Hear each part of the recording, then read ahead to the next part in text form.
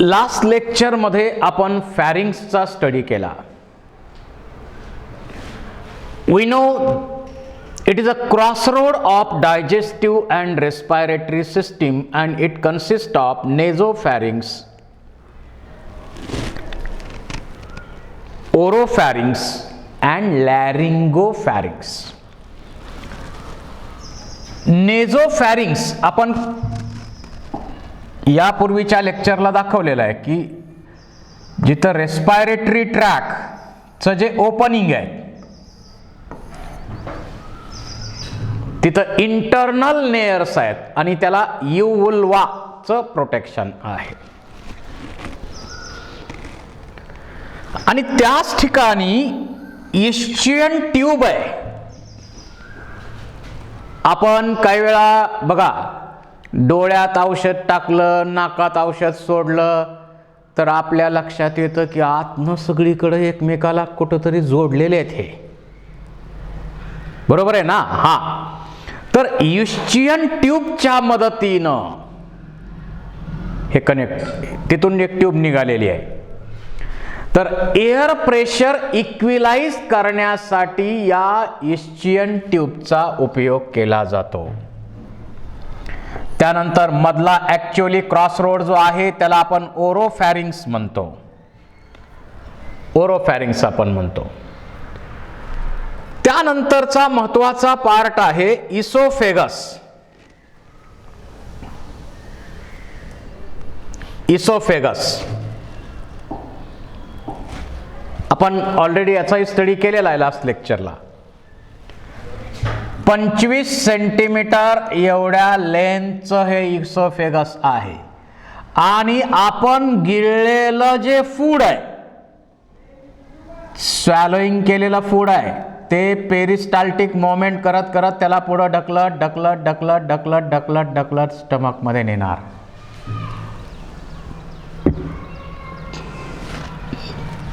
सुरुवातीचा part voluntary मसलनी बनलेला आहे, नंतरचा इनव्हॉलंटरी आहे. तर जो बोलस आपण पुढं ढकललेला आहे स्वॅलोइंगच्या प्रोसेसमध्ये, तो पेरिस्टाल्सिस करून पुढं ढकलणे हे त्याचं काम आहे. ही प्रोसेस पेरिस्टाल्टिक मोमेंट जी आपण पाहतो ती अशी प्रोसेस आहे. त्यानंतर अतिशय महत्वाचा पार्ट स्टमक.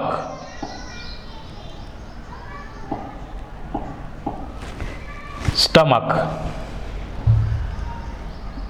मस्क्युलर बॅग आहे. आपल्या थोरॅक्स रिजनच्या इथं या भागात आहे, ते खाली आहे थोडं. It consists of 4 parts. This is a cardiac stomach, fundic stomach, body of stomach and pyloric stomach. असे 4 पार्ट या स्टमकचे आहेत.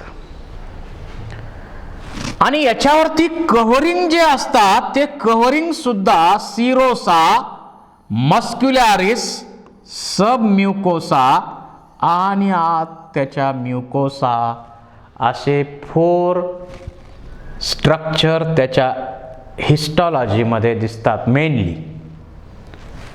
आता याची हिस्टॉलॉजी आपण पुढं 11th मध्ये गेल्यानंतर डिटेल स्टडी करणार आहे. आता त्याची आवश्यकता नाही आपल्याला. तर हे स्टमक आहे. हे 4 लेयर दिसतात की नाही? तर हा बाहेरचं लेयर जो आहे त्याला म्हणायचं सिरोसा. त्यानंतर मस्क्युलॅरिस आपण कालच यापूर्वीच्या लेक्चरला सांगितलेला आहे. इथं जो मस्क्युलॅरिस आहे त्याच्यामध्ये longitudinal muscle, circular muscle, oblique मसलचे 3 लेयर्स असतात. लॉन्जिट्युडनल, सर्क्युलर आणि ऑब्लिक मसलचे लेयर आहेत आणि त्याच्यानंतर मग सब म्युकोसा आणि सर्वात आतला हा जो आहे तो म्युकोसा आहे. आणि त्यामध्ये तुम्ही जर पाहिलं तर आपल्याला असे fold fold fold fold fold दिसतात. ज्यावेळी आपण जेवण वगैरे केलेलं नसतं, एम्प्टी स्टमक असतं, त्यावेळी इथं मोठ्या प्रमाणावर fold fold fold fold fold दिसतात. त्याला आपण म्हणतो रुगे. रुगे. आणि या स्टमक मध्ये आपण एक तर सांगितलंय, तसं तर फूड बारीक करून आपण पुढं ढकलणं अपेक्षित आहे. परंतु जर बारीक करायचं राहून गेलं, अर्धवट बारीक केलेलं फूड जर पुढं आलं, तर ते पुन्हा बारीक करायचं काम इथं केलं जातं. मेकॅनिकल डायजेशनचं काम केलं जातं आणि त्या प्रोसेसला नाव आहे चर्निंग ऑफ फूड. चूर्ण. आपण चूर्ण म्हणजे बारीक एकदम पावडर करणे. तुम्ही आयुर्वेदाच्या चूर्ण पाहिलेले आहेत. बारीक पावडर करणे म्हणजे चूर्ण तयार करणे. तशा प्रकारे चर्निंग प्रोसेस इथं केली जाते. आणि या ठिकाणी गॅस्ट्रिक ग्लँड्स आहेत. त्यामध्ये चीफ सेल्स की ज्या एन्झाईम सिक्रेट करतात प्रोटीन डायजेशनसाठी. गोबलेट सेल्स ज्या म्युकस सिक्रेट करतात. त्यानंतर ऑक्सिंटिक सेल्स ज्या हायड्रोक्लोरिक ॲसिड सिक्रेट करतात. आपल्याला माहिती आहे इथं हायड्रोक्लोरिक ॲसिड सिक्रेट होतं. त्याची कारणं एकतर इथं ॲसिडिक मीडियममध्ये काम चालतं, त्यासाठी HCl पाहिजे एक. त्याच्याबरोबर आपण जे फूड घेतलेलं आहे त्या फूडमध्ये काही ना काही मायक्रो ऑर्गॅनिझम राहण्याची शक्यता आहे. सगळेच काही इथं मारले गेले नाही. तर त्या मायक्रो ऑर्गॅनिझमला किल करण्याचं काम हायड्रोक्लोरिक ॲसिड करतं. Kills the microbes, create acidic medium, enzyme activate करणं, अशी अनेक कामं हायड्रोक्लोरिक ॲसिड करतं. आणि इथं अर्जेंटिफिन सेल्स सुद्धा असतात, त्या हार्मोन सिक्रेट करणाऱ्या सेल्स आहेत. आणि या स्टमकच्या मोमेंट होऊन फूड बारीक करणं, मिक्स करणं, त्याच्यात गॅस्ट्रिक ज्यूस मिक्स करणं आणि प्रोटीनचं डायजेशन सुरू करणं, ही कामं या ठिकाणी स्टमकची केली जातात. तुम्हाला मी याचा एक व्हिडिओ दाखवतो, त्यावरून तुम्हाला आयडिया येईल की नेमक्या स्टमकच्या मोमेंट आपल्या कशा होतात.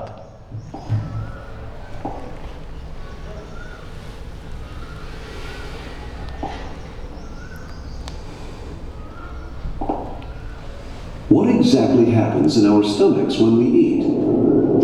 Even before we've taken the first bite, हे आपलं स्टमक आहे. the brain sends impulses to the stomach. तर हे आपलं स्टमक आहे पूर्ण. हे स्टमक, हे कार्डियाक स्टमक आहे. हे फंडिक हा बॉडी ऑफ स्टमकचा पार्ट आहे. आणि हे पायलॉरिक स्टमक आहे. These impulses start the production of secretions. Impulse nervous system कडनं संदेश आला, एवढं फूड भरलेलं आहे, हे फूड भरलेलं आहे त्याच्यामध्ये. बघा वरनं फूड आलंय, At the stomach entrance. हा वरनं फूड आलंय, आपण जेवण करतोय, Closing the top of the stomach. वरनं फूड येतं. That part of the stomach, the fundus, is where food and the air that we swallow with every bite is collected. आता आपण ज्यावेळी खाली फूड ढकलतो गिळून, त्यावेळी फूड इथं खाली येतं. वरनं फूड खाली येणार येणार येणार, गोळे गोळे, बोलस बोलस बोलस बोलस बोलस बोलस, सगळे बोलस इथं जमा होणार.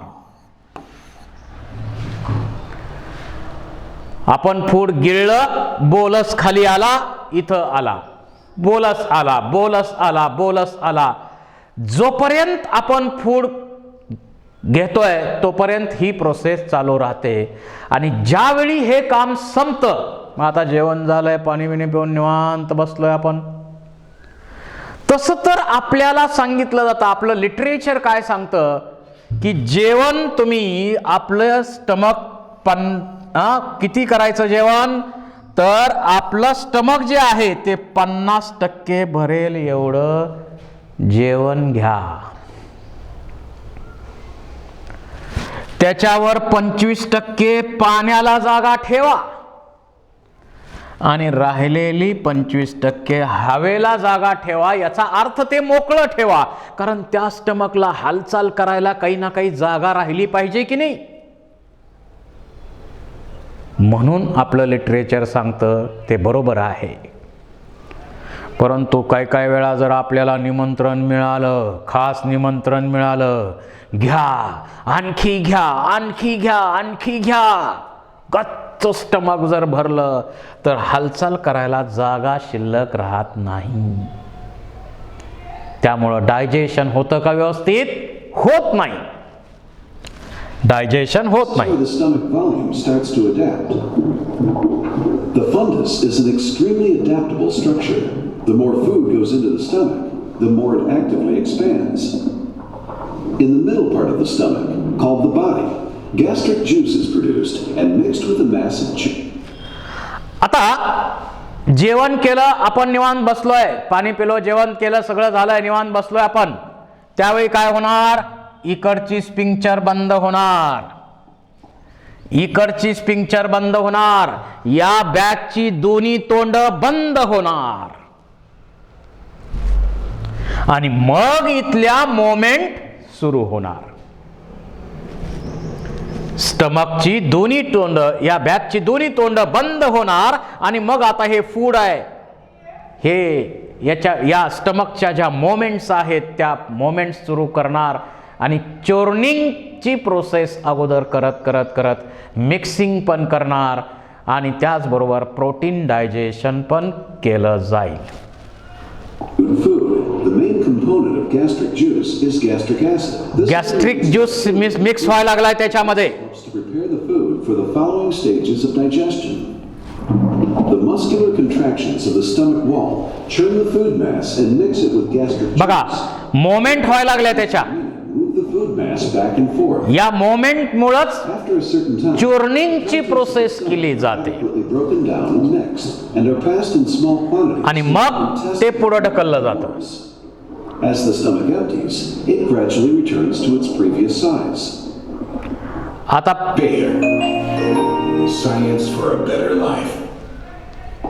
In this animation, we'll see the remarkable way our DNA is tightly packed up so that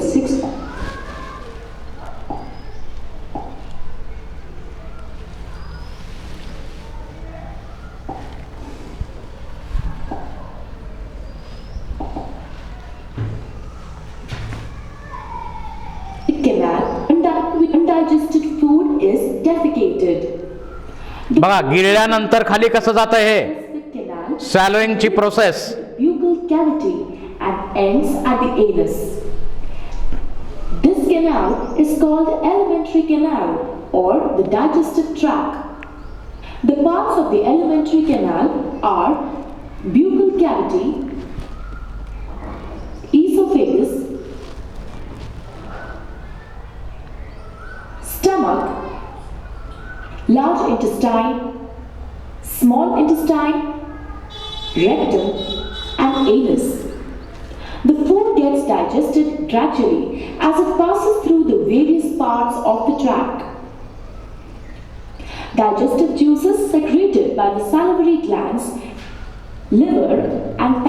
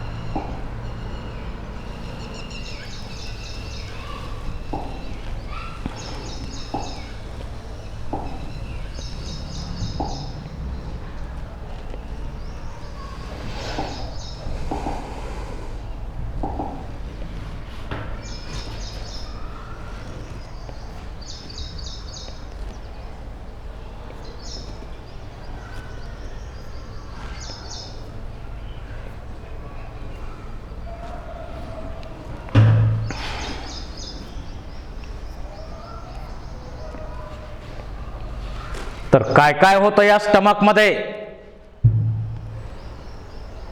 एकतर आपण घेतलेलं जे फूड आहे ते फूड गॅस्ट्रिक ज्यूस बरोबर मिक्स होणं गरजेचं आहे. So the mixing of food. अर्धवट काही बारीक करायचं राहून गेलं असेल, काही अर्धवट फूड घेतला असेल, पुढे गेला असेल, तर त्याचं चूर्ण बनवायचं, बारीक करायचं काम म्हणजे मेकॅनिकल डायजेशन सुद्धा इथं आहे. आणि त्याचबरोबर इथं प्रोटीन डायजेशनसाठी एन्झाईम आहेत. आपण पुढं डिटेल मेकॅनिझम स्टडी करणारच आहोत.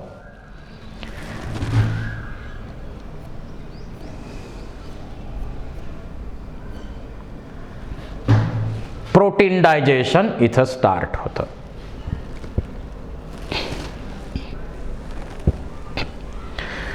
इथं पार्शियल डायजेशन करून ते फूड, चाईम त्याला म्हणतो आपण, ते पुढं ढकललं जातं.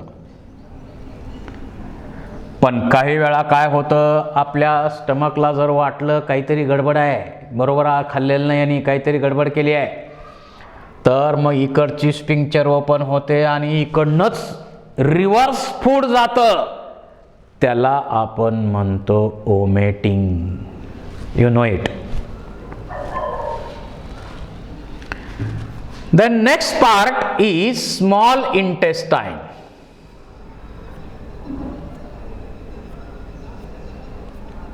तर हे स्टमकचे सगळे डिस्क्रिप्शन आहे.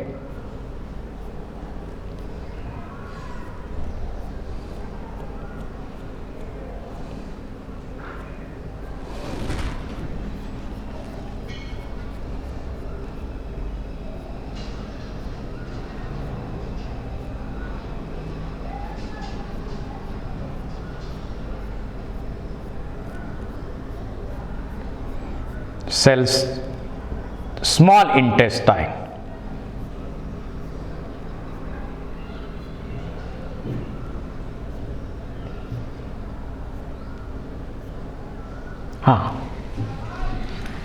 या स्टमक पासून अराइज होतं स्मॉल इंटेस्टाइन. हे स्मॉल इंटेस्टाइन सुरुवातीचा 25 सेंटीमीटरचा हा जो पार्ट असतो त्याला म्हणतो आपण डिओडेनम ऑफ स्टमक. सुरुवातीचा 25 सेंटीमीटर पार्ट जो आहे त्याला डिओडेनम म्हणायचं. त्याच्यानंतर मधला जो जवळपास 2.5 मीटर एवढ्या लेंथचा जो पार्ट आहे त्याला आपण म्हणतो जेजुनम. आणि लोअर मोस्ट पार्ट की जो 3.5 मीटर एवढ्या लेंथचा पार्ट आहे, म्हणजे 10 मीटर 8 to 10 मीटर आपण एलिमेंटरी कॅनॉल सांगितला आहे, त्याच्यामध्ये 6 मीटर एकटं स्मॉल इंटेस्टाइन आहे. And it is differentiated into duodenum, jejunum and ileum. अशा 3 पार्टमध्ये हे डिफरन्शिएट झालेलं आहे. या ठिकाणी पण 4 लेयर्स आहेतच. सिरोसा, मस्क्युलॅरिस, सबम्युकोसा, म्युकोसा हे लेयर आहेत. पण मस्क्युलॅरिस मध्ये मात्र 3 मसल लेयर नसतात, 2 असतात त्याच्यापैकी. कारण याला काही फूड बारीक करायचं नाही आहे. याला फक्त बारीक करायचंय, केलेलं फूड आहे ते डायजेस्ट करायचंय. फूडचं डायजेशन कंप्लीट इथंच होतं. डायजेस्टेड फूड ॲब्सॉर्ब सुद्धा इथंच होतं. हे महत्त्वाचे फंक्शन या स्मॉल इंटेस्टाइन मध्ये फॉलो केले जातात. Then small intestine opens into large intestine. हा सुरुवातीचा पार्ट आहे त्याला आपण म्हणतो सीकम. त्यानंतर कोलॉन, हा पार्ट कोलॉन, आणि याच्या खाली रेक्टम.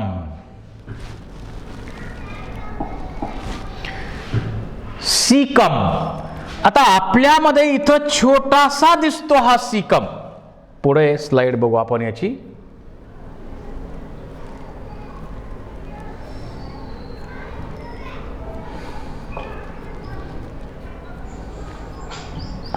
तर हे डिटेल्स बाकीचे तुम्हाला नंतर होतील डिटेल 11th मध्ये. आता तुम्हाला ब्रीफ घेतोय मी.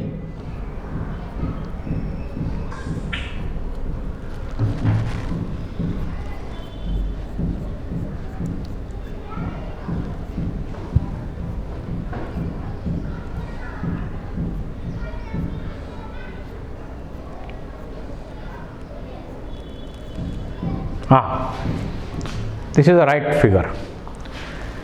The small intestine opens into large intestine. This part is cecum. आता आपल्यामध्ये सीकम काही वेल डेव्हलप नसतो. It is a poorly developed vestigial organ called as vermiform appendix. शरीराला याचा काही उपयोग नाही, कारण आपण काही कच्चं खात नाही. सेल्युलोज डायजेशनशी संबंधित हा पार्ट आहे आणि आपण कच्चं खात नसल्यामुळं, कुकिंगची प्रोसेस करत असल्यामुळं हा पार्ट आपल्यामध्ये छोटा छोटा छोटा छोटा आणि आता वेस्टिजियल झाला. त्यामुळं काही वेळा त्रास व्हायला लागला तर ऑपरेशन करून हा पार्ट आपण काढून टाकू शकतो. त्यानंतर हा पार्ट कोलॉन. आता वरच्या दिशेनं जातो म्हणून त्याला म्हणतो आपण असेंडिंग कोलॉन. पुन्हा आडवा जातो म्हणून त्याला म्हणायचं ट्रान्सवर्स कोलॉन. खाली येतो म्हणून त्याला म्हणायचं डिसेंडिंग कोलॉन. आणि असा कर्व इथं दिसतो आपल्याला थोडा, त्याला म्हणायचं सिग्मॉइड कोलॉन.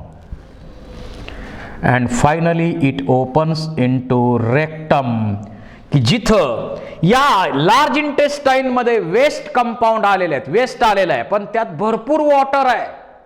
ते वॉटर ॲब्सॉर्ब करत करत करत करत करत करत काय होतं, हे सॉलिड वेस्ट होतं. आणि ते सॉलिड वेस्ट पुढं पुढं पुढं पुढं पुढं पेरिस्टाल्टिक मोमेंट होत असतात आणि ते सॉलिड वेस्ट इथं स्टोअर केलं जातं आणि नंतर ते ॲनल ओपनिंगमधून बाहेर टाकलं जातं.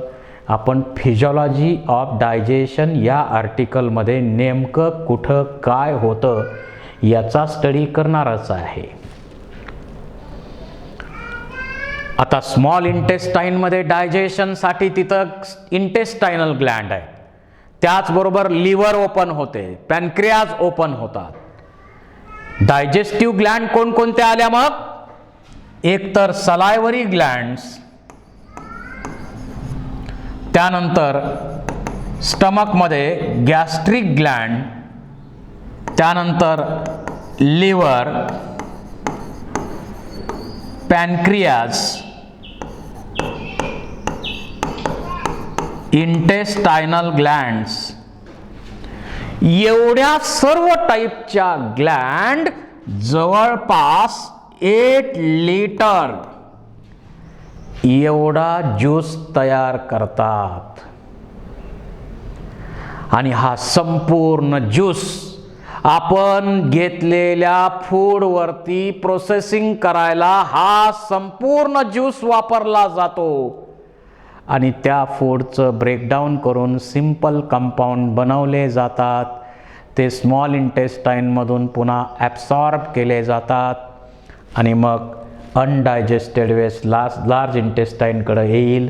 त्यातलं वॉटर काढून घेणार आणि ते सॉलिड वेस्ट रेक्टममध्ये स्टोअर होणार आणि रेक्टममधून शेवटी पुन्हा ॲनल ओपनिंगमधून ते वेस्ट बाहेर टाकणार. ब्रीफ तुम्हाला मी डायजेस्टिव्ह सिस्टीम जी एक्सप्लेन केली ती ब्रीफ केलेली आहे. जी सिस्टीम सगळ्या सिस्टीमला पुरवठा करते फूडचा ती एवढी ब्रीफ नसतेच. पण इतके डिटेल तुम्हाला लगेच गरज नाही म्हणून मी थोडेसे ब्रीफ घेतलेले आहेत. 11 मध्ये बाकीचे डिटेल्स आपण घेणारच आहोत. दिस इज आवर डायजेस्टिव्ह सिस्टीम. आता तुमचे काही डाऊट असतील तर विचारा.